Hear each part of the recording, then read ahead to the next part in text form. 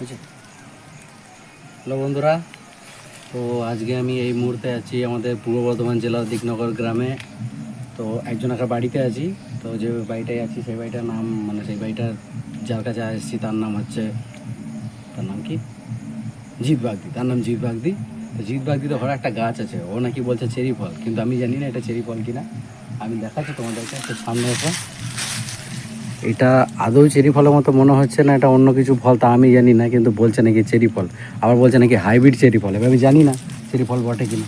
তো আমি দেখবো এটা খেয়ে কীরকম লাগে।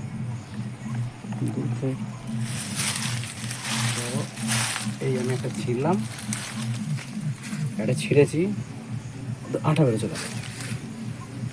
একটা সাদা মতো আঠা বেরোচ্ছে। এটা অন্য কিছু আঠা ভাববে না, ঠিক আছে? এটা সাদা গাছের আঠা, অন্য কিছু নয়। তো এটাকে আমি ধুবো এবারে।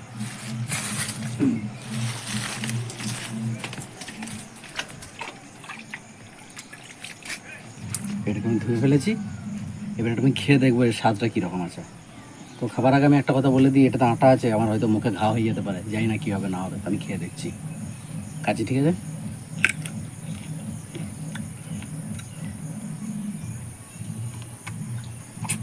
খুব সুন্দর খেতে, কিন্তু বিশাল টক, কিন্তু কিছু বলার নাই, আমি খেয়ে ফেলেছি। তো